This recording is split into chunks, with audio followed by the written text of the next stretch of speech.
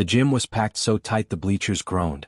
Banners hung from the rafters, drums rolled, and students craned their necks to see the mystery donor the principal had promised for Founders Day. 3 rows from the stage, Tasha, Brielle, and DeAndre, Jubilee Prep's loudest voices, were already laughing under their breath at the girl with the scuffed backpack and faded sneakers who had somehow drifted toward the aisle. The girl didn't flinch. She climbed the steps like she owned them. "Hey, lost and found," DeAndre smirked, his gold chain glittering. "The janitor's closet is down the hall." The microphone squealed. Principal Whitaker adjusted his tie and leaned in. "Students, staff, our honored guests." "That will be enough," the girl said calmly, her voice carrying across the gym without a mic. Every head turned. Even the drums went quiet.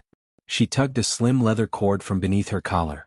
A bronze pendant swung free, oval, carved with a rising sun and a palm frond. It looked exactly like the seal etched into the marble on the gym floor. She stepped to the podium. The board members shifted. Whitaker's lip twitched. "My name is Amara Funke Adeyemi," she said, steady and slow. "This," she lifted the pendant so the lights caught it, "was my mother's. And this school is ours." A gasp rippled like wind through grass. On the back wall, a draped velvet curtain covered the founder's portrait. Amara reached, yanked the cord, and the curtain fell. Behind it, a new portrait gleamed. A smiling Nigerian woman in Ankara with bright eyes, Dr. Funke Adeyemi, standing beside a toddler in light-up sneakers. Tasha's laugh died in her throat. "My mother built Jubilee," Amara said. "She wrote it into the charter that the daughter she raised would one day complete her work. You have been laughing at the heiress to the foundation that owns this campus." The gym froze. Whitaker's face had gone the color of paper. A single drumstick clattered to the floor. "And today," Amara added, sliding a sealed envelope onto the lectern, "I'm taking it back." Before anyone could move, the fire alarm exploded into life, and not the thin, screechy kind the custodians test on Fridays, but a low, angry wail so deep it rattled the glass. Smoke, too thick, too sudden, curled down from the catwalk as if someone had opened a door to a gray sea. Students screamed. The lights flickered, then died. DeAndre stood, faltering for the first time. "Yo, is this?" "Everybody out." Whitaker shouted, voice cracking. Amara didn't move. She held the envelope in one hand, the pendant in the other, eyes fixed on the shadow moving along the catwalk, fast, deliberate, before the gym went fully dark. 3 weeks earlier, the girl with the scuffed backpack had stepped off the city bus and stared up at Jubilee Preparatory Academy like it was a ship. Glass and steel. A fountain tossing silver coins. The bronze seal shone in the courtyard. The same rising sun, the same palm frond, but she kept the pendant tucked away. Auntie Uche's voice from that morning still warmed her. "Go quietly, NWM. Let the ground learn your footsteps before you dance." "New girl," someone whispered near the gate. Amara kept walking. The summer heat wrapped her like a shawl. Atlanta's sky was peach-colored, the kind you could taste. She had slept on Auntie Uche's pull-out couch, listening to traffic whisper past the window, the pendant warm under her pillow. First day of school, second-hand uniform, thrift store shoes. But her spine stayed straight as if a string tied her to a higher place. Cafeteria lines told you everything about a school. Jubilee's lines split into 2 without a sign. On the left, kids with tray cards, on the right, kids with credit balances and laughter like bells. Amara folded herself into the left line. The hairnet auntie sliding cornbread onto plates had an accent like Ghana and a smile like home. The name tag said Mensa. "Eat well, child," Auntie Mensa said, extra beans sliding onto Amara's plate. "Thank you, Ma," Amara answered. She had barely sat when Tasha swept by in box braids and a jacket that had never seen a thrift tag. Brielle floated behind her like perfume. DeAndre and his boys brought the echo. The trio paused as if an invisible hand had pulled the string on a mean little puppet show. "Where'd you steal those shoes?" Tasha asked, towing at Amara's sneaker. "From your grandmama's attic?" "Leave her," said a boy at the next table. Malik, jersey tossed over a neat white tee, eyes kind and tired. But Tasha's laugh was a match to dry grass. "New girls need orientation," Brielle cooed, tipping Amara's milk until it bled across the plastic. "Jubilee's a serious school." Amara dabbed milk with the thin napkin, not looking up. "Serious about what?" she asked, voice gentle. "Grades? Or jokes the teachers can't hear?" DeAndre puffed. "She got a mouth." "Come on," Malik said. "It's the first day." Tasha took a half-step closer, the scent of her hair oil sharp and expensive. "You might want to stop speaking before people remember where they heard your accent," she said. This is Atlanta, not Lagos. Amara met her eyes then, and that simple, quiet look did something to the air, like closing a window against a storm. People can remember both, she said. Silence. Then laughter spilled over the table as if someone had tipped it. From the lunchroom door, Principal Whitaker watched, smile set like wax before drifting away. Amara ate fast and neat. She had not come to answer children. She had come to see the old tree behind the science wing, the one Auntie Uche had described, whose bark once had held a carved name. If she found it, she might believe what the lawyer had said on a call months ago, that there were papers, trusts, dates written in black ink that could pull a wall down. Between classes she slipped past the fountain. Jubilee's campus unfolded like a promise. Music wing humming with scales, fields cut like velvet, a library that smelled like sunlight on paper. She pressed a palm against the cool glass of the main office door and met her own reflection. Plaid skirt, thrift blouse, the faintest coil of hair pinned back. Go quietly, Auntie had said. Let the ground learn your footsteps. In homeroom, Ms. Washington took attendance. Amara Adeyemi, Amara supplied. Welcome, Ms. Adeyemi, Ms. Washington said warm. Tasha leaned back in her chair. Where is that from? She asked syrup-thick. Home, Amara replied, which ended it for Ms. Washington and none of the students. By the last period, word had spread the way word always does. Fast, crooked, wrong. She lives off Bankhead. Her aunt cleans houses. She's here on charity. She's 30 years old. She has 5 brothers and they all box. Every whispered thing settled on her shoulders like dust and she kept walking. Behind the science wing, the old oak still reached for the sky, branches laced like fingers in prayer. The campus had grown around it, glass and solar panels and the constant buzz of air conditioning, but the oak stood where it always had. She pressed 2 fingers to the bark and felt an old groove, a small carved sun filled in by time. A memory pulled at her, a tiny hand slapping the trunk. Her mother's laugh warm as stew. Light-up sneakers chirping with each step. Can I help you? A deep voice asked. The security guard was tall and thick-set with kind eyes. The name on his badge read Mensa, too. Your auntie's husband, Amara said. He blinked then nodded. I am. You're the new student who says ma and sir like somebody raised you right. She smiled. I'm getting my bearings. He looked at the carved groove, at the pendant she had not realized she'd pulled out with her fingers. His gaze sharpened. Where did you get that? It was my mother's, she said. The wind shifted. Somewhere, a whistle blew and boys' laughter surged and broke. Mr. Mensa's face softened into something like respect and worry at once. Be careful, he said. This place remembers more than people think. That afternoon, Amara stood outside the main office as a boy from her math class argued with a secretary about a fee. The sign above the desk said, every child, every chance. But the invoices on the counter told a different story. Whitaker brushed by with a donor in a navy suit, voice oily. Founders Day will be our biggest fundraiser yet, he said. This mystery donor will double our endowment. Is that so? The donor said. Amara looked at the glass case beside the door, plaques, photographs, a yellowed article from 15 years ago. A smiling woman in Ankara cut a ribbon. Dr. Funke Adeyemi opens Jubilee Preparatory Academy. On the line beneath, the paper had misprinted the name, Adeyemi. She touched the glass anyway as if touch could correct letters. In Auntie Uche's living room that evening, the old couch sighed. The city hummed. Auntie set down a bowl of jollof. How was it? Big, Amara said. She placed the lawyer's envelope on the table between them. They celebrate Founders Day next week. Auntie Uche wiped her hands and stared at the envelope as if it might hiss. Your mother kept you far from noise for a reason, Enemy. Money attracts thunder. I didn't come for money, Amara said. She looked at the pendant, bronze catching TV light.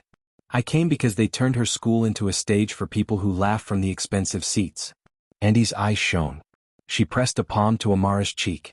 Then go. But go like your mother. Not with shouting. With certainty. The next week moved like a drumbeat, steadier, louder, closer. Tasha and Brielle kept up their chorus, DeAndre adding the bass line of jokes that got cheaper as they got meaner. Malik kept a seat for Amara in chemistry and slid her the best notes. Ms. Washington called on her more, not less, and Whitaker watched from his glass office with a frown that never reached his eyes. On the morning the gym filled and the drums rolled, Amara sat on the edge of a bleacher and touched the envelope through her bag. She felt the raised seal under her fingertip. She pictured the carved sun on the oak. She stood. Now, with smoke curling from the catwalk and the alarm screaming, she didn't run. She stepped closer to the mic she had not switched on. Something moved in the haze above. Someone. Everyone remain calm, Whitaker shouted, eyes finally leaving her. Exit in an orderly. The light snapped back on for a single violent beat. In that flash, Amara saw the shadow on the catwalk toss something, saw it drop behind the curtain with a soft thud. A box, wires glinting, a tiny red light blinking. The lights died again. A hand grabbed her wrist. Malik's voice, low and urgent, at her shoulder. Amara, what is that? She tightened her grip on the envelope and raised her pendant toward the blinking red dot as if it were a key. Below them, the student body surged toward the doors like water in a storm drain. Above, the red light pulsed faster. Whatever it is, she said, heartbeat steady as a drum, someone doesn't want the truth read out loud. The alarm howled. The pendant warmed in her palm. And then a cool, measured voice, one that didn't belong to any teacher, boomed through the gym speakers. Miss Adeyemi, if you take one more step, you'll burn down what your mother built. The voice cut. The red light turned solid. The gym held its breath. For a heartbeat, time went thin as paper. Students surged like a single creature toward the exits. Teachers waved flashlights, coughing into sleeves. The blinking red light had frozen into a hard, unblinking eye above the stage, and the voice that didn't belong to anyone on staff had sunk like a hook into the room. Malik kept his grip on Amara's wrist. We have to move, he said, trying to pull her down from the dais. Amara slid free, stepping closer to the lectern. The envelope, thick, official, stamped, rested there like a second heartbeat. She glanced up at the catwalk. The smoke wasn't wild, it was theatrical, controlled. Not a fire, then, something meant to push. To hurry. To scare. Miss Adeyemi. The voice again, calm, almost conversational. The sprinklers are sensitive. One more step, and every donor in this room will see you as the reason their hair and handbags are ruined. Founders' Day turns to Failures' Day. Is that how you honor your mother? Whitaker spun toward the control booth, face stretched tight. Who is on this system? He barked into a walkie-talkie that only hissed back. Board members huddled with pursed lips, irritation competing with fear. DeAndre shouted something about pranks, but his eyes never left the box behind the curtain. Tasha and Brielle clutched each other like they'd never laughed at anyone. Auntie Mensa burst through the side door, soaked from rain she hadn't run through. She scanned for her husband and found him ushering 7th graders toward the far exit, his broad shoulders steady as a shoreline. When her eyes found Amara on the stage, her mouth formed one hard word, child. Amara took the microphone. It was still off, but the motion meant something. The pendant warmed in her palm, a trick of nerves, perhaps, or memory. She thought of that carved sun in the bark, the toddler in light-up sneakers, a ribbon snipped, a name misprinted on old newsprint and folded anyway into family stories. I honor her with the truth, Amara said, raising her voice. She turned the mic on, it popped, then steadied. Everyone please walk, do not run, toward the nearest exit. Teachers, take attendance outside. Miss Adeyemi, the voice cautioned, almost indulgent now. That would be a mistake. Malik didn't let go of her. This is bigger than a speech, he whispered. I think it's a setup. She nodded once. So let's not step where they want. They moved fast, not away from the stage but behind it, slipping through the curtain's gap into the dimness where ropes hung and old paint cans slept. The box sat on the floor, wires coiled like snakes, the tiny red light now steady as a stare. It had weight, intention. Malik crouched, jaw tight. I've seen these in robotics club, he said. Looks like a prop, pressure sensor, soundboard, maybe a smoke cartridge. Useful for theater scares. But that, he pointed at the red light, that's real. It's a transmitter. Someone's watching how we react. A small click above them. Footsteps skittered along the catwalk and then stilled, as if whoever was there realized they'd been heard. Amara lifted her pendant and held it over the box out of instinct more than sense. What are you doing? Malik asked. Something my mother taught me, she said. Name what you face and the lie will shrink. She leaned closer and read the label on the underside, Stageworks Model Z28. A barcode. A rental company address from just outside the city. 2 initials scratched into the casing by a tired hand, CW. CW, Malik murmured. Curtis Whitaker, Amara said. They exchanged a look that said what remained unsaid. The principal's initials could have been coincidence. They rarely were. I'll get Mensa, Malik said, rising. He can lock this area down. Before he could move, a figure slid between the curtains, breathless, eyes bright with panic and something else. Brielle. The girl's glossed lips trembled, and the mascara that never smudged had made 2 black half-moons under her eyes. "Don't touch it," she hissed. "Please." Amara's head tilted. "You know this device?" Brielle swallowed. "Not really. She twisted the strap of her bag until it squealed. "Tasha said it would just make smoke. A scare. She said, we were going to embarrass you. Not," she gestured toward the box, hands shaking. "Not this." Behind her, Tasha appeared, chin sharp as a blade. "Bree, shut up." Brielle flinched. "I'm sorry," she told Amara, and it sounded like a girl falling out of a script she didn't know how to rewrite. "We went with Tasha to the theater room this morning. DeAndre said it'd be funny if the alarms went off when you said your big speech. Tasha said we'd kill your moment before you could make everyone feel sorry for you. I swear we didn't plan." She caught sight of the initials scratched into the casing. Her mouth closed with a soft click. "Did you scratch those?" Amara asked. Brielle shook her head. "No. We borrowed it from the storage closet. Tasha had the key." Tasha stepped fully into the dim, the curtain falling behind her like a judge's robe. For a second, without the safety of an audience, the hardness slipped and worry showed beneath. It returned quickly. "You wanted a scene," Tasha said to Amara, voice low. "You dressed poor to get attention.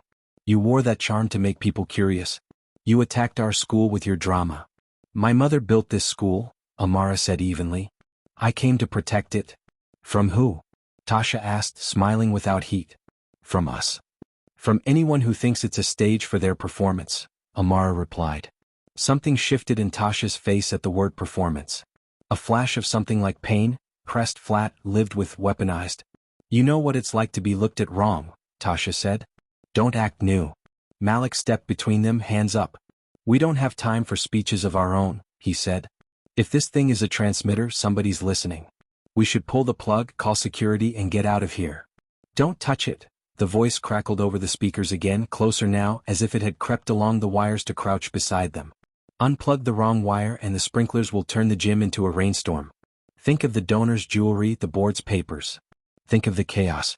Step carefully, children." Brielle's eyes filled. "Tasha, tell them. Tell them why you had the key." Tasha's throat went tight. "Because Whitaker gave it to me," she said finally, each word a weight. "For homecoming setup. He trusts student leaders." Malik swore softly.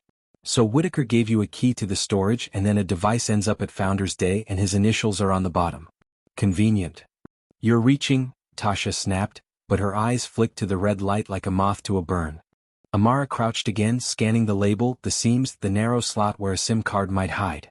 She didn't touch it.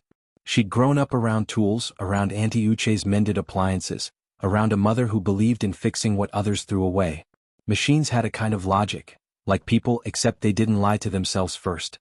"Brielle," she said gently, "why did you follow us backstage?" Brielle's voice when it came was small. "Because the person who told Tasha about the device said it would be funny. And when we asked if it was safe, he said, as long as she doesn't take the mic." "Who told you?" Malik demanded. Brielle's eyes cut to the side door, where a sliver of gym light tried its best to reach them. "Coach Carter's assistant," she whispered. "Calvin. He's new. Came in last month. He's the one who runs sound for assemblies now. He flirts with Tasha so she gets us out of dress code detentions." The words tumbled now, relief and fear mixed. "He told her there was a way to make the alarms go off without calling the fire department. He said all the big schools do it for pep rallies." From the catwalk, a soft clank, boot on metal. Malik looked up. "I can go up there," he said. "If it's Calvin, I can." "No," Mr. Mensa's voice boomed from the wing. He entered with a deliberate calm that dampened the panic by half. "No one goes up. We close this area, we move people outside, and we call the fire department anyway. The sprinklers go off, so be it. Paper dries. People don't." He knelt by the box, examining it without touching. His eyes met Amara's, then slid to her pendant, then up to the catwalk. "Whoever is listening," he said in a voice that carried, "you've made your point. You can stand down." The speakers crackled. The unknown voice sighed, almost disappointed. "I've made several points actually. 1. Power is theater as much as law. 2. Heirs without allies are easy to move off the board. 3. A narrative is a fragile thing. Get it wet and it smears." "Step away from the stage," Mr. Mensa said, eyes on the gantry. "Or I will call the police." This is a school, the voice replied, suddenly amused. Calling the police is a way to make a problem permanent. Mr. Mensah looked at Malik. Go. Find Officer Ruiz by the south exit. Tell her we need her now. Malik hesitated, then squeezed Amara's shoulder and sprinted into the light. Brielle hovered, wringing her strap. Tasha stayed still like a statue carved from stubbornness. Give me the envelope, Mr. Mensah murmured to Amara. She handed it over. His eyes widened just enough to betray recognition when he saw the seal. He slipped it under his jacket. If the sprinklers do come on, this stays dry, he said softly. Thank you, Amara whispered. A shadow peeled from the catwalk and slid down a ladder with the ease of practice. Calvin, mid-20s, athletic, a school-issue polo stretched across his shoulders, dropped to the stage, then the floor, then the wing. He raised both hands like someone posing for a picture. Up close, he was handsome in the forgettable way of people who learn to be scenery. Y'all are wound tight for a drill, he said, grin lazy. He saw Mr. Mensah and shifted to respect that felt paper thin. Sir. The device, Mr. Mensah said. Explain it. Calvin glanced at the box. Stage alarm. Gives the effect without the paperwork. Smoke, sound, a little light. Rental. Not mine. Your initials on it? Tasha asked, brittle. Calvin smiled wider. You think my name is Curtis Whitaker, sweetheart? Something in the way he said sweetheart turned Mr. Mensah's gaze to stone. Who authorized you to install it? He asked. Calvin shrugged. Coach Carter wanted energy. Principal said he wanted a splash. I made a splash. Amara stood. You also hijacked the sound system. Calvin's grin thinned. Systems act up. The voice, she said. Your voice. Modulated. He didn't deny it. He looked at the pendant instead, the bronze catching dim light. Nice jewelry, he said. Old. Older than this building, Amara replied. He took a slow step toward the box. Mr. Mensah moved to block him. Calvin's eyes flicked to the side door, calculating. Then the gym lights surged back to life, bright, blinding, and the sprinklers did not go off. The alarm quieted to a sulky buzz and died. Outside, voices softened into confused chatter.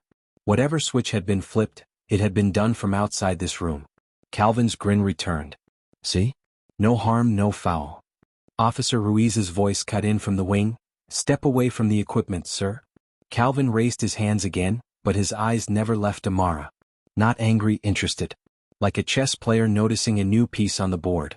You should be careful where you claim things, he said. Buildings study new owners before they accept them. Buildings don't choose, Amara said. People do. He laughed.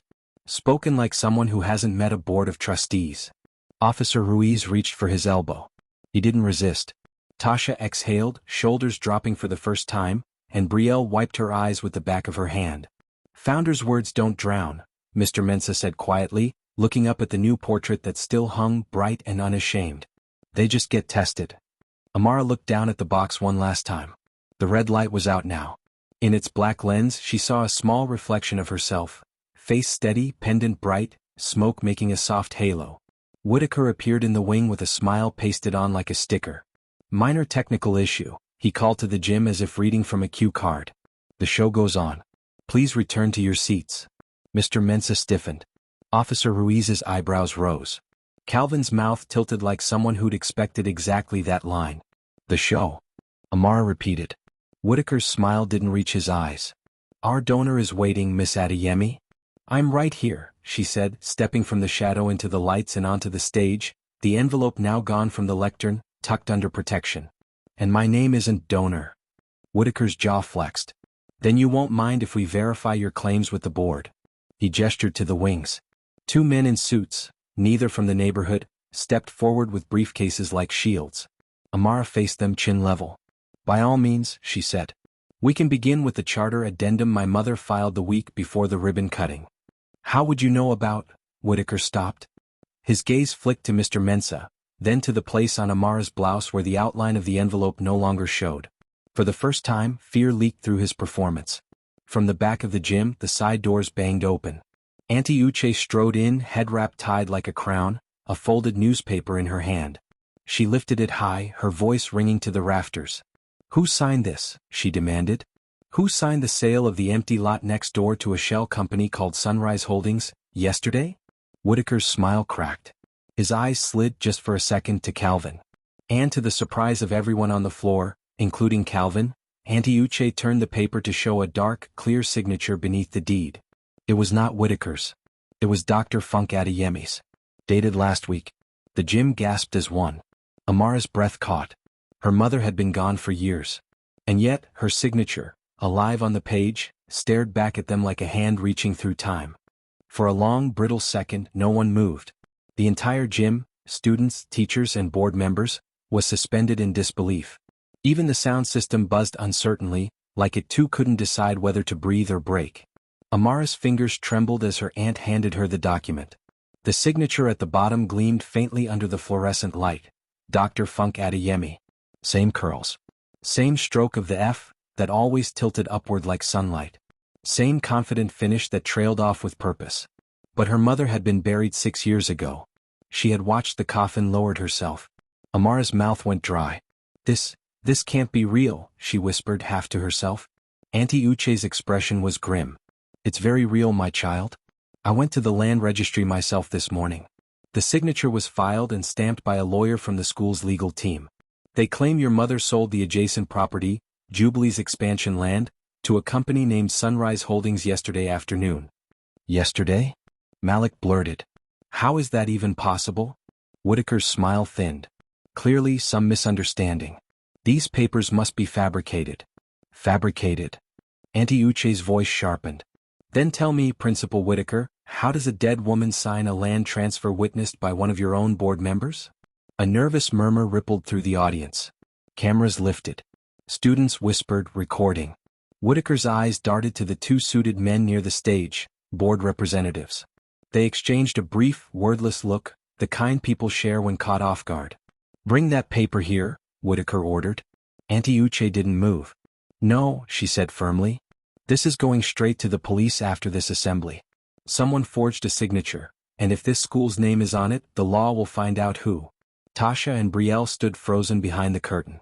Malik stepped protectively closer to Amara, whose knuckles had gone white around the paper. But Amara wasn't trembling from fear anymore. Her eyes were blazing. Mr. Whitaker, she said slowly, her voice slicing through the chaos. Who owns Sunrise Holdings? Whitaker blinked. Excuse me? You heard me, Amara said. Who owns the company that supposedly bought the school's land from my mother? Whitaker's throat moved as he swallowed. That's confidential. Auntie Uche let out a sharp laugh. Confidential? In a foundation my sister built with her life savings? With her name still carved into the cornerstone? The board members shifted uncomfortably. The shorter one cleared his throat. Miss Adeyemi, you must understand, sometimes property transfers are conducted by proxies. Not without board approval. Amara interrupted, her tone rising like thunder. And certainly not under a dead woman's signature. The crowd was murmuring louder now. Students stood on the bleachers, phones recording every second. Some whispered to each other, Yo, this is wild. She's the founder's daughter? Did Whitaker really forge papers? Whitaker raised his hands for calm. Enough. Miss Adeyemi, you are disrupting an official school ceremony. No, Amara said. You disrupted my mother's legacy. The lights flickered again and for an instant the gym dimmed into half-darkness. It was as if the building itself were listening. Amara stepped forward until she stood only a few feet from Whitaker. Her voice dropped low but the mic carried every syllable. My mother's will stated that I would inherit not just her personal estate, but all legal rights to the Jubilee Foundation. I didn't plan to reveal that yet, but maybe today's as good a day as any. The crowd fell silent. Whitaker's jaw tightened. You expect us to believe that a 17-year-old girl controls this school? No, Amara said. I expect you to believe in documents. Because I have them. She looked at Auntie Uche, who nodded once and reached into her handbag, pulling out a sealed yellow folder. These, she said, raising it high, are certified copies of the Foundation's trusteeship documents, signed and notarized 5 years ago. When my sister passed, she made sure her daughter would one day know the truth.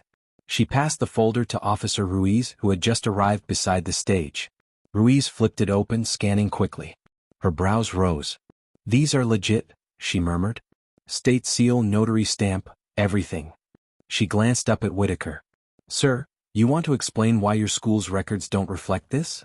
Whitaker stammered, Officer, this is all miscommunication. These papers must be.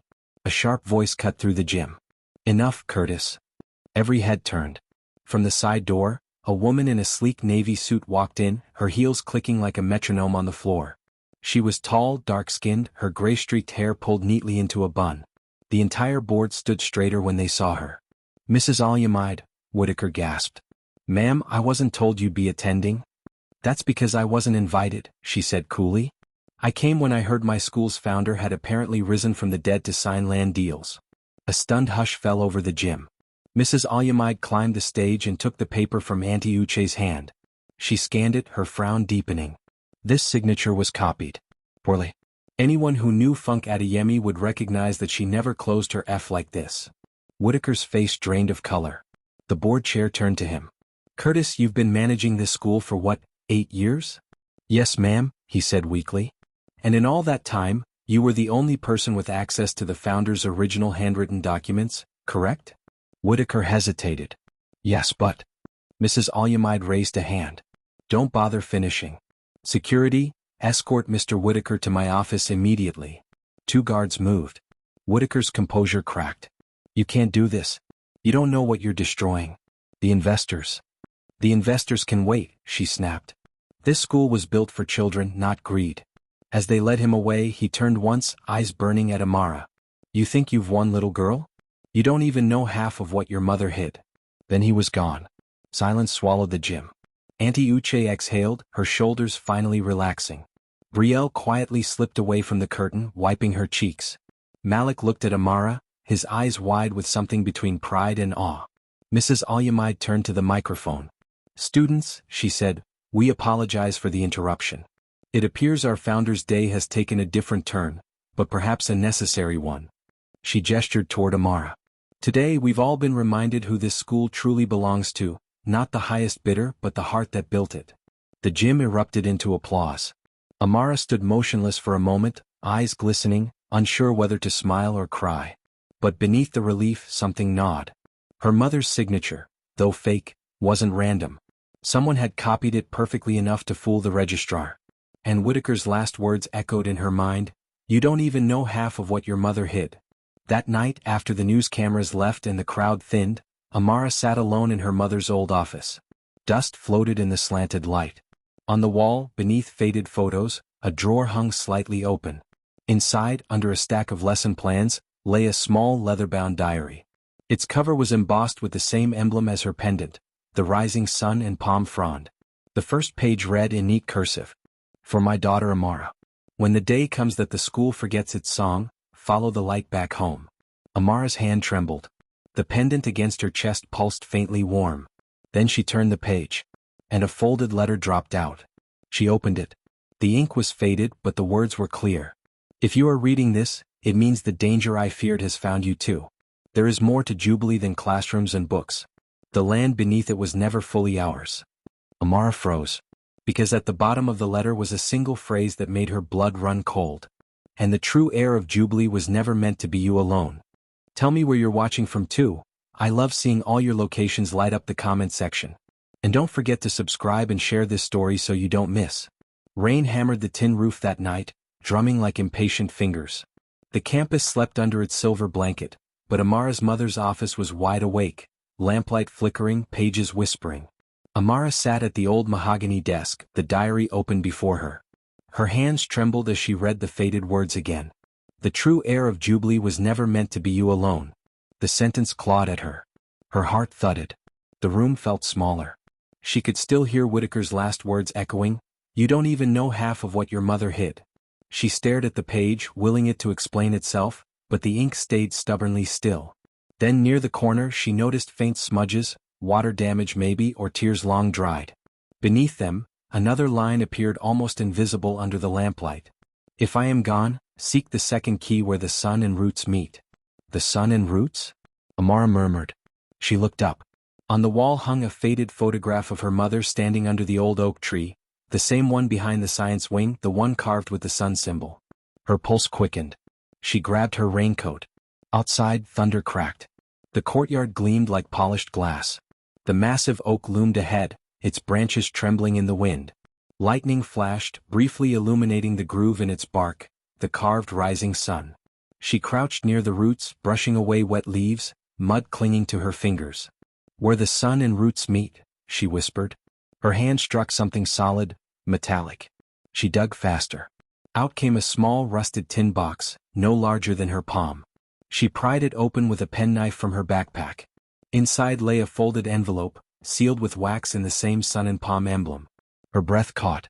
But before she could open it, a flashlight beam slashed through the rain. "Who's there?" a man's voice called. She froze. It wasn't Mr. Mensa's voice. It was deeper, rougher. The beam landed on her face.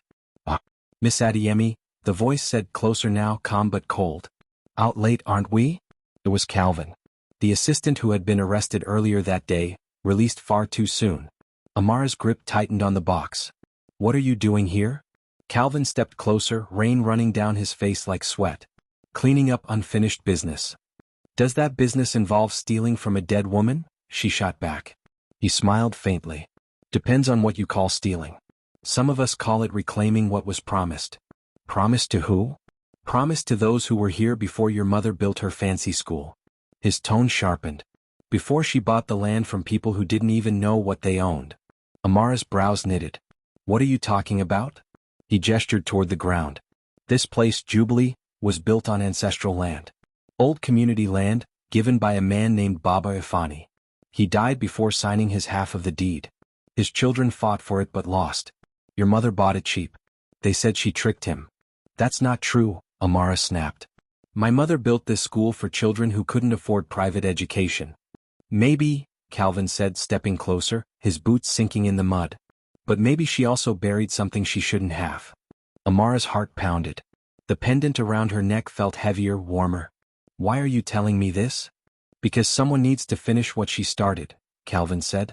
"And because Sunrise Holdings isn't about land, it's about reclaiming what was stolen. The people behind it, they want that box." He nodded toward her hand. Amara looked down at the tin. "This?" Calvin smiled faintly. "You have no idea what's inside, do you?" Lightning flashed again, and in that instant she saw something in his eyes, fear. Not for himself, but for something larger. Before she could reply, another voice cut through the storm. "Step away from her." Malik burst from the shadows, drenched, holding a long flashlight like a weapon. Behind him came Officer Ruiz, her badge gleaming in the lightning. Calvin raised his hands, still smiling. "You really think the police can protect her from what's coming?" Ruiz stepped forward. "You're trespassing, Calvin. Drop whatever you're carrying." "I'm not carrying anything," he said quietly. "But she is." His eyes flicked to the box again. Ruiz kept her gun lowered but ready. "Step back." Calvin sighed. "Fine." He turned, rain bouncing off his shoulders. "But tell her to stop digging. The people she's about to expose are older, richer, and more dangerous than your whole police department combined." He disappeared into the dark. Ruiz gave chase, but when she reached the main gate, he was gone, vanished into the storm like smoke. Malik hurried to Amara's side. "Are you okay?" She nodded shakily, clutching the box. "He said they want what's inside." Ruiz returned, soaked, frustration written all over her face. "He's fast. But don't worry, we'll track him down." "What's in the box, sweetheart?" Amara hesitated. The wax seal was old but intact. She cracked it open with trembling fingers. Inside was a folded document, and a small brass key. The paper read, "Deed Transfer, Jubilee Foundation Land. Signed by Baba Ifani and Dr. Funke Adeyemi." Ruiz frowned. "But that means the land was legally transferred." "Exactly," Amara said. Calvin was lying. But Malik pointed at the bottom of the page. "Wait, what's that line?" They all leaned in. Under the signatures was a final clause written in faint type. "In the event of the founder's death, all rights and trust assets revert equally to her direct heir and the descendant of Baba Ifani, as joint custodians." Ruiz blinked. "Joint custodians?" Amara whispered, "The true heir of Jubilee was never meant to be me alone." Her mother's words finally made sense. "There's another heir," Malik murmured. "One of Baba Ifani's descendants." Amara's breath caught. "And whoever that is, must be the one behind Sunrise Holdings." Thunder rumbled above them, deep and distant. Ruiz pocketed the document carefully. "We'll take this for safekeeping. But if what you're saying is true, someone powerful forged your mother's signature to steal both halves of the school." Amara's eyes hardened. "Then we find them before they find us." Ruiz nodded. "You'll both stay with family tonight. No wandering. As they walked back toward the dorm lights, Amara turned once more to look at the oak tree. Its soaked bark gleamed under lightning like polished iron, the carved sun shining faintly in the rain. She had come to Jubilee to honor her mother's legacy. Now she would have to defend it. And somewhere out there, someone with the same claim to her mother's dream was watching. The next morning dawned quiet but heavy, like the air itself was holding its breath. The storm had washed the city clean, but it hadn't cleared the weight pressing on Amara's shoulders. She sat by the window in Auntie Uche's house, the brass key and the deed spread out on the small wooden table. Malik sat across from her, restless, bouncing his leg. "You think the other heir knows you found this?" Amara looked up. Her eyes were dark with exhaustion. "If they didn't before, they will now." Calvin wasn't working alone. Someone gave him orders. "Sunrise Holdings," Auntie Uche muttered, stirring her tea like it had personally offended her. "All this noise over land that was meant for children's education. It's not just land anymore," Amara said quietly. "It's the power that comes with owning it." She glanced at the paper again, tracing the names with her fingertip. "My mother and Baba Ifani. Joint custodians. Which means if his descendants are alive, one of them shares the inheritance." Malik rubbed the back of his neck. "So we find Baba Ifani's family. Figure out who's behind Sunrise Holdings." Amara nodded. "Exactly. But where do we start?" he asked. Before Amara could answer, the front door creaked open and Mr. Mensah stepped in, raincoat still damp. He carried a manila folder under his arm. "You both need to see this," he said, setting it on the table. Inside were black and white photos, some decades old, others recent. The first few showed Dr. Funke Adeyemi breaking ground for Jubilee Academy. But the last photo made Amara's heart skip. It showed her mother shaking hands with an older man in traditional Igbo attire, his beard thick and silver, eyes kind but tired. Baba Ifani. And beside him, maybe 10 years old at the time, was a boy. "Who is that?" Malik asked. Mr. Mensah adjusted his glasses. "That's his grandson. His name was Chike Ifani. After Baba Ifani passed, the family moved out of Lagos. Rumor says they came to Atlanta years ago." Amara's breath caught. "To Atlanta?" Mensah nodded. "Yes. His daughter worked at the Nigerian consulate here until 2 years ago." He opened another folder, newer photographs. One in color showed a young man in his 20s, confident smile, brown skin, sharp eyes. "That's him.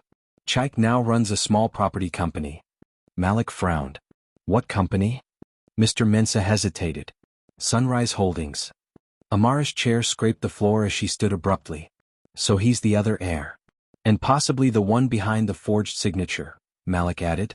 Auntie Uche crossed her arms. "If that boy truly believes he was cheated, he might not see it as forgery, he might see it as justice." Amara turned toward the window. Outside, the morning light painted the wet street gold. "Then I need to meet him myself," she said. Mr. Mensah's brow furrowed. "That's not wise. He already tried to take the school from you through legal trickery." "Maybe," she said. "But I need to hear his side. My mother's diary said the school wasn't meant for me alone. That means there's something bigger at stake." Malik stood. "If you're going, I'm coming too." Auntie Uche sighed, the kind of sigh that comes from women who've seen too much of the world's foolishness. "Fine. But you'll go in daylight, and you'll go prepared." By afternoon, they were standing outside a glass-front building downtown with a sleek gold plaque, Sunrise Holdings Ltd. Inside, the reception smelled of polish and air conditioning. A woman in a navy blazer greeted them with a polite but guarded smile. "Do you have an appointment?" "Tell Mr. Chike Ifani that Amara Funke Adeyemi would like to see him," Amara said calmly. The woman blinked. Her composure faltered just a second. "Please have a seat." She hurried off. Minutes later, a door opened and Chike himself appeared. He was taller in person, mid-20s, dressed sharply in an embroidered white senator suit. His smile was warm but his eyes were wary. "So," he said, walking toward her. "The famous Amara Adeyemi." Amara rose to meet him. "And you must be the man trying to erase my mother's name from her own school." He chuckled softly. "Erase? No. Restore balance." He gestured toward the glass office behind him. "Come. We should talk privately." Inside, his office was minimalist, modern furniture, an African mask on the wall, sunlight spilling through blinds. "I suppose you found the documents," he said, motioning to the chair across from him. "The deed, the clause, the key." Amara's stomach twisted. "So you knew about them." "I was waiting for you to find them," Chike said. Your mother left them hidden for a reason. She didn't trust the board. Neither did my grandfather. He opened a drawer and pulled out a faded letter, the handwriting unmistakably her mother's. This was sent to my grandfather before she died. She told him that one day her daughter would return, and that we were to protect the school together. Amara's breath hitched. Protect it from who? Chike's smile vanished. From those who see it as profit, not purpose. From the same people who tried to bribe your principal to sell the land piece by piece. Malik leaned forward. Wait. You forged her signature to stop Whitaker? Chike shook his head. I forged nothing. Someone else did, someone on the board. I only learned after the document was filed. But before I could stop it, everything went public. He sighed. They wanted both of us to destroy each other so they could take what remained. Amara studied him. His words carried conviction, but trust didn't come easily. Then why use a fake company name? Why hide behind Sunrise Holdings? He met her gaze steadily. Because I wanted to expose the corruption from within. If they thought they were working with a faceless investor, they'd show their true selves. And they did. Malik exchanged a glance with Amara. You're saying the enemy isn't you. It's them, Chike said. The board of Jubilee. And they're planning something much bigger than land deals. Amara frowned. What do you mean? Chike stood and walked to a filing cabinet. He pulled out a file marked confidential, Project Reclaim, and dropped it on the desk. Inside were blueprints of Jubilee's campus, with red marks over every main building. They're selling it, Chike said flatly. Piece by piece to foreign developers. They'll demolish the school within a year. All the students will be relocated to a private academy, a luxury school. No scholarships. No free education. Just money. Amara's chest tightened. That can't happen. My mother's will forbids it. He nodded. Exactly. That's why they needed you out of the picture. And me too. You by discrediting your name, me by making me look like a fraud. Whitaker was just their errand boy. A long silence filled the room. Finally Malik said, So what do we do? Chike looked at Amara. We fight them together.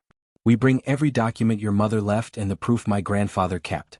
And we expose them publicly, before they erase Jubilee forever. Amara hesitated, staring at the papers spread across the desk. You realize working with you means trusting you completely. He nodded. And trusting me means saving what both our families built. Outside, traffic hummed like distant drums. Amara reached into her bag, pulled out the brass key and placed it on the desk between them. This unlocks my mother's safe in the old library, she said. Whatever she left inside, it might be what they're afraid of. Chike's eyes flickered with recognition. The safe under the founder's wing? Yes. He exhaled slowly. Then we need to get to it before they do. That night, under the veil of darkness, Amara, Malik, and Chike slipped onto the Jubilee campus. The corridors were empty except for the echo of their footsteps. The old library loomed ahead, its tall windows reflecting the moonlight. They entered quietly, flashlights sweeping through dust and shadows. At the far end of the founder's wing, beneath a bronze plaque, was the hidden door, locked tight. Amara knelt and slid the brass key into the slot.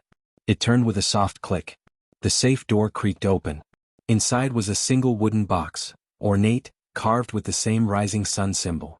Amara lifted it gently. But before she could open it, a voice echoed from the doorway. Well, a smooth voice drawled. Looks like the children finally found their treasure. They spun around. Standing there, holding a pistol with a silencer, was Mrs. Olumide, the board chair herself. Her eyes glinted like cold glass. Step away from the box, she said.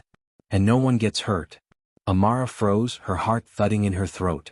Mrs. Olumide smiled thinly. You see, children, this isn't about legacy or justice anymore. It's about control. And you've just dug up the one thing that could ruin everything we've built. Her finger tightened on the trigger. The sound of thunder outside mingled with her voice as she whispered, Goodbye, Amara. The silence that followed felt like eternity. Rain battered the old library windows. The faint rumble of thunder trembled through the marble floor. Amara's breath came shallow and quick, but her eyes didn't leave Mrs. Olumide's. Behind her, Malik shifted slightly, his gaze flicking between the gun and the exit.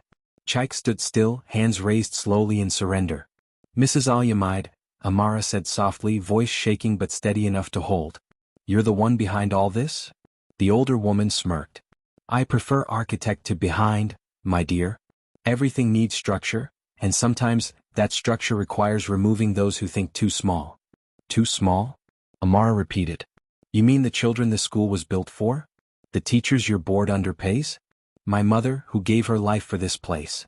Olumide's smile faded. Your mother had vision, she said. But she also had weakness. Charity makes enemies of progress. She built a school when she could have built an empire. I won't make the same mistake. Malik took half a step forward. So you forged the signature. Forged? Olumide gave a soft, bitter laugh. No. I repurposed what she left. Funk was brilliant but naive. She signed plenty of blank deeds years ago, trusting her board to handle expansions. All I did was finish what she started. By selling the land to foreign investors? Chike snapped. By wiping out scholarships? Olumide's gaze turned sharp. Do you think I enjoy watching this school barely scrape by on donations? Do you think I like begging for government grants while children vandalize hallways and teachers threaten strikes? I'm building something sustainable, a luxury academy. The old Jubilee will vanish, but its name will live forever. People will pay millions for that legacy. Amara's hands clenched. My mother's legacy isn't for sale. Legacy doesn't feed anyone, Olumide said coldly. Money does. Influence does. Do you think your mother's vision can survive in a world like this? Yes, Amara said. Because I'm going to make sure it does. Olumide's smile was almost pitying. How touching. But you've made things difficult. That key you used, it doesn't just open the safe. It activates the backup system my team installed. Every file, every document your mother hid is now copied to a secure drive I control. Malik frowned. You hacked the founder's archives? Call it preventive maintenance. Then why are you here? Amara asked, eyes narrowing. If you already have the data, why come at night with a gun? Olumide hesitated. Her fingers twitched slightly on the trigger. Because, she said, there's one thing I don't have. The letter inside that box. Funk wrote it after her diagnosis, her final note to the trustees. It contains a clause that can void every sale we've made. If it gets out, the contracts collapse. Amara's pulse quickened. Then you were never protecting this school. You were protecting yourself. Olumide's jaw clenched. You're too young to understand power. Maybe, Amara said. But I understand truth.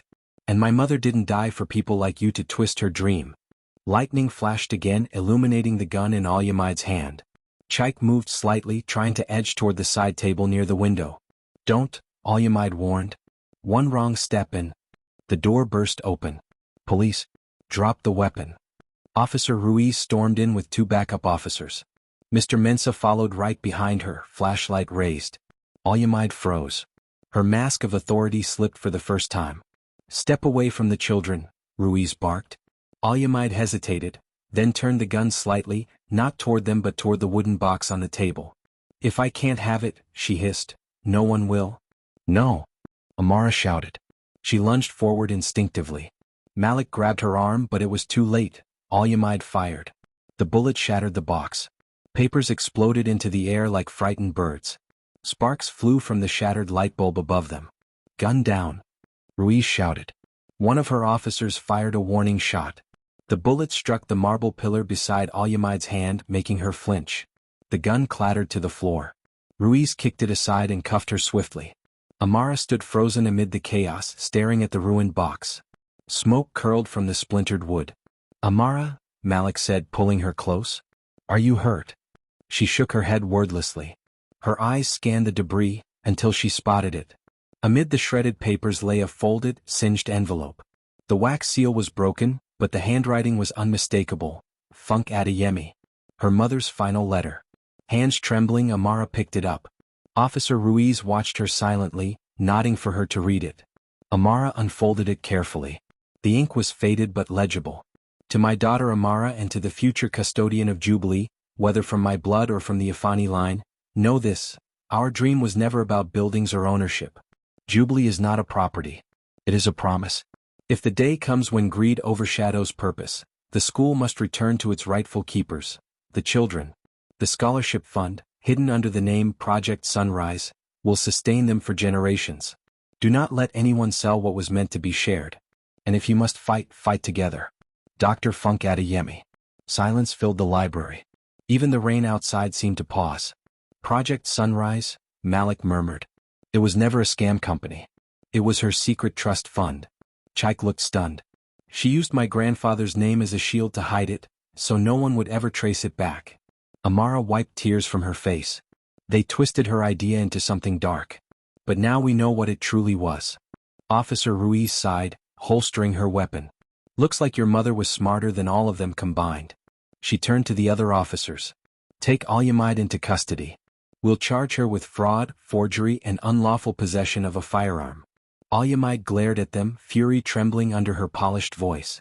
You think this ends with me? There are others. Bigger than you. You can't stop the machine. Amara stepped closer. Machines break, she said quietly. Dreams don't. Ruiz's team led Olumide away. Her footsteps echoed down the hall until they faded completely. Mr. Mensah knelt beside Amara, smiling faintly. Your mother would be proud.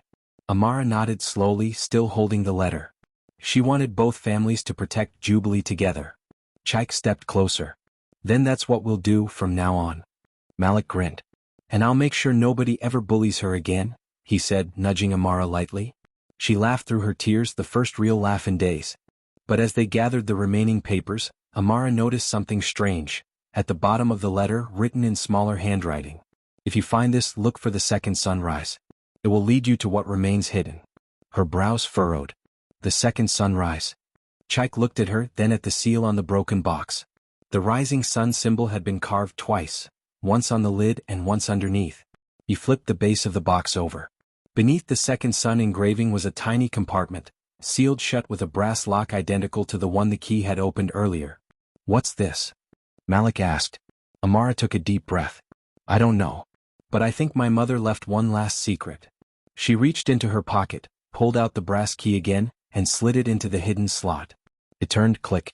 The compartment popped open. Inside lay a small flash drive wrapped in plastic. Amara lifted it carefully.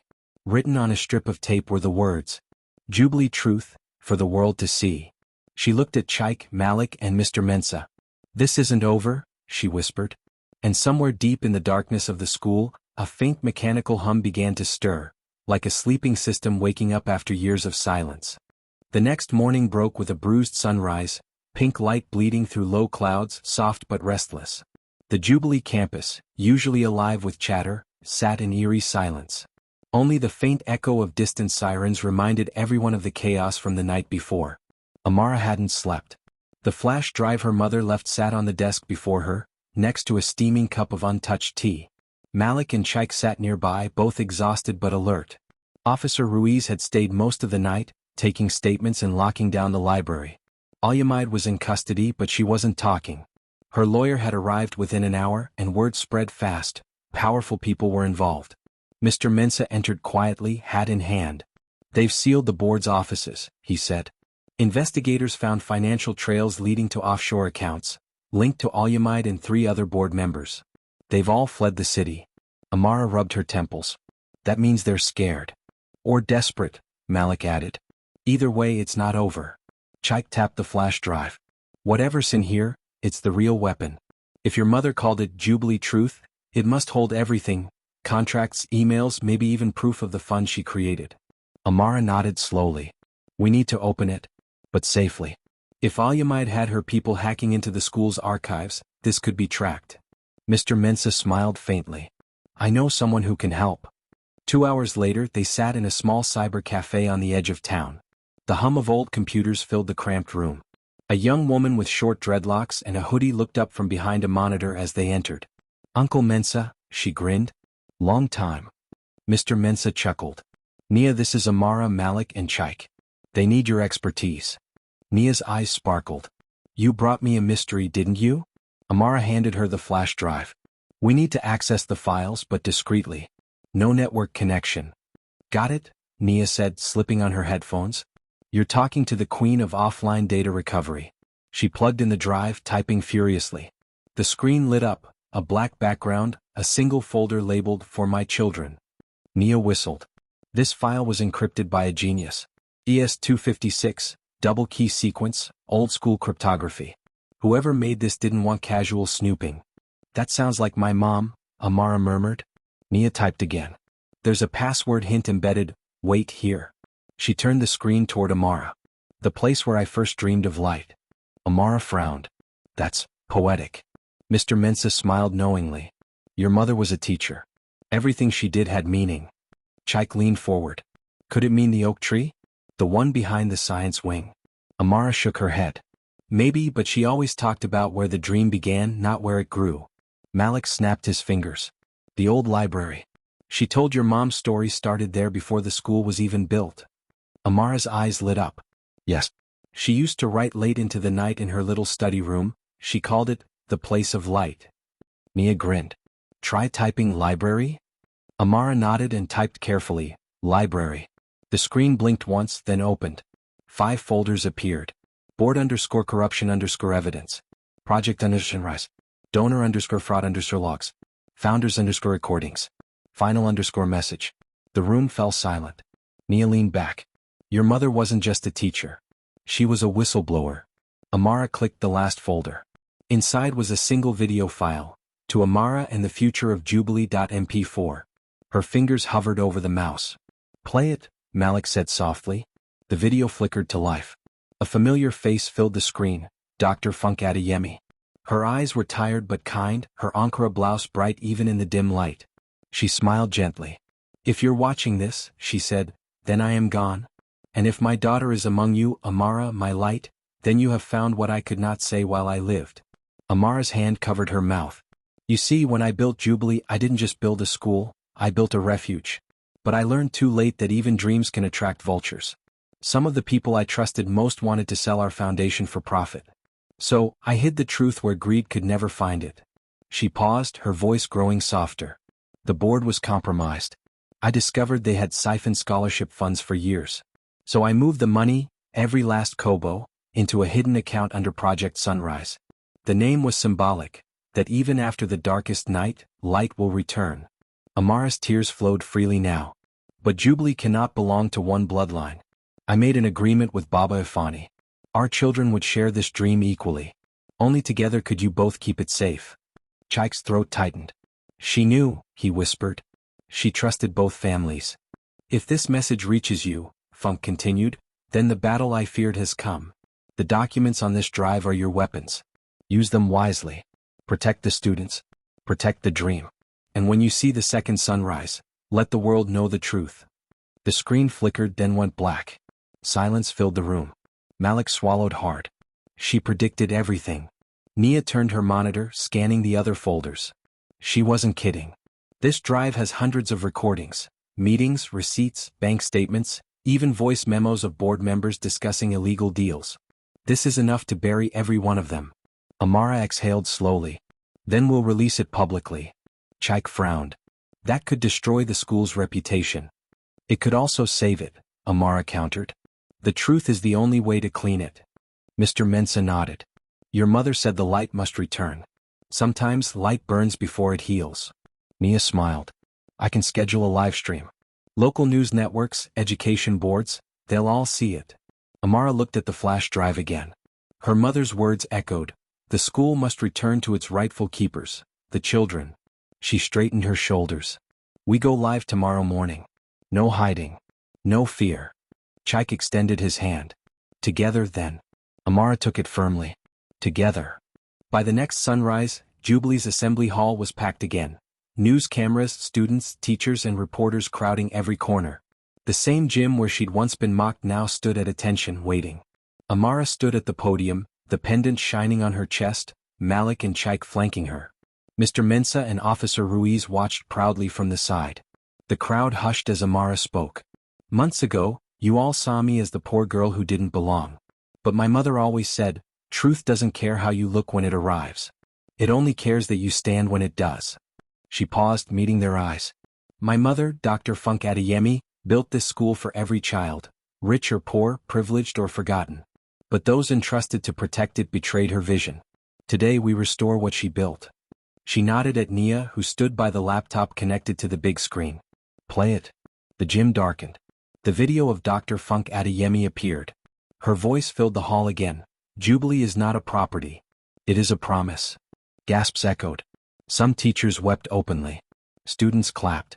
When the screen faded, Amara turned back to the crowd. Jubilee belongs to all of us, she said. And starting today, every document, every dollar, every secret meant to control this school will now be public. Reporters erupted with questions. Cameras flashed. Officer Ruiz approached the stage. For the record, the fraud suspects are being pursued internationally. But this moment right here, this is justice. The crowd cheered. Malik threw an arm around Amara's shoulders. You did it, he whispered. She shook her head gently. We did. From the back of the hall, the sun broke through a high window, pouring gold light across the floor, bright, warm, alive. The second sunrise. Amara looked up, tears glistening. We found it, Mama, she whispered. But as the applause filled the hall, Nia's laptop beeped, an alert. She frowned. Oh, Amara? Amara turned. What's wrong? Nia pointed to the screen. Someone's remotely accessing the drive. The crowd noise dimmed. What do you mean remotely? Malik asked. The data's being copied from somewhere else, Nia said, typing rapidly. A new connection just appeared, encrypted. They're downloading everything. Chaik's eyes darkened. Olumide's allies? Maybe. Or someone bigger. Amara's voice dropped to a whisper. Then this isn't over. The screen flashed red. A new message appeared. Project Sunrise activated. Jubilee's final phase has begun. Everyone stared. Malik whispered, What final phase? Amara looked at the glowing words, her mother's pendant burning warm against her chest. I think, she said quietly, we're about to find out. The assembly hall erupted into chaos. Teachers yelled, students gasped, and cameras turned as the giant screen on stage flickered with crimson light. Project Sunrise activated. The words pulsed again, bold and cold. Then another line appeared underneath. Data transferring to external satellite server. 78% complete. Nia's hands flew over her keyboard. It's trying to upload itself, she cried. The flash drive, it's not just storage. It's programmed to release everything automatically once it detects a live network. Amara's heart thundered. Can you stop it? Nia shook her head, fingers clacking. No firewall can block this, it's your mom's doing. She designed this drive to expose everything if someone ever tried to hide it again. Chaik's voice was tense. So it's going public? Yes, Nia said. Every account, every document, every dirty deal, it's being uploaded to every major news site in the country right now. Malik grinned in disbelief. That's genius. But Nia didn't smile. It's also dangerous. The same system that uploads the data can shut down Jubilee's entire financial network. Your mom must have tied the school's servers to the program as leverage. Mr. Mensa's eyes widened. So if this runs its course, the school's funding accounts could be frozen, Nia finished grimly. All of them. The crowd had gone restless. What's happening? Is this part of the program? Is the school shutting down? Amara took a deep breath, climbed back onto the stage and grabbed the microphone. Everyone stay calm, she said, her voice cutting through the panic. This is part of my mother's final failsafe. She wanted the truth to be seen even if it cost everything. But we're not losing Jubilee, we're saving it. Her words steadied the room just enough for the chaos to pause. On the big screen, a live feed appeared. News tickers across multiple channels began reporting. Jubilee Preparatory Foundation fraud exposed. Missing scholarship funds recovered. Secret trust funds created by late Dr. Funke Adeyemi revealed. Every student, every teacher watched history unfold. Tears glimmered in Auntie Uche's eyes as she whispered from the front row. She did it, Amara. Your mother just spoke from the grave. But Nia's voice broke the moment. We have a new problem, she shouted. Someone's trying to hijack the upload. They're injecting a countercode. Who? Malik demanded. I don't know. Nia snapped. It's coming from an anonymous server in Abuja, encrypted but fast. They're trying to alter the documents before they hit the public. Chaik clenched his jaw. Olumide's allies. They're trying to rewrite history before it's fully exposed. Amara stepped closer to the computer. Can we fight it? Nia looked at her. If I had another programmer, maybe. But this code is heavy, it's fighting back. Amara's mind raced. Her pendant felt warm again, almost burning. She remembered her mother's message. When you see the second sunrise, let the world know the truth. She realized what it meant. Plug the pendant into the drive, she said suddenly. What? Nia blinked. Amara unclasped the bronze pendant from her neck. Beneath the charm was a hidden microchip port, something she'd never noticed before. It's not just jewelry. My mother said it carried her signature. Nia hesitated. If we're wrong, it could fry the whole system. Amara met her eyes. Then we'll start again, but this time with nothing to hide. She plugged the pendant into the laptop. The screen flashed white. For a terrifying second, the room went silent. Every monitor, every light flickered out. Then, slowly, words began to appear again. Authenticating user. Dr. Funke Adeyemi's encryption key recognized. Verification complete. Full system override granted to Amara Funke Adeyemi. Nia exhaled. Oh my God, she passed the authority to you. Chike smiled faintly. The daughter of the founder. Amara's eyes shone with tears. No. The heir of the promise. She pressed enter. The upload completed instantly. On every screen in the hall, and across hundreds of networks worldwide, Dr. Funke Adeyemi's face appeared, delivering her final recorded words to the world. Education is not a business. It is a seed. Let no one trade the roots of tomorrow for gold today. Applause thundered through the hall. Some cried openly. Others bowed their heads in respect. When the broadcast ended, Amara turned to face everyone, her voice steady. Jubilee's accounts will be frozen for a short while, she announced, but we'll rebuild.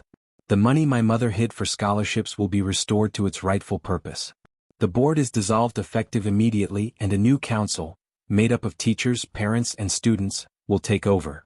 The room erupted into cheers. Chike stepped beside her, holding up a document. And as the descendant of Baba Ifani, I sign this in his family's honor, co-trustee of Jubilee, as your mother intended.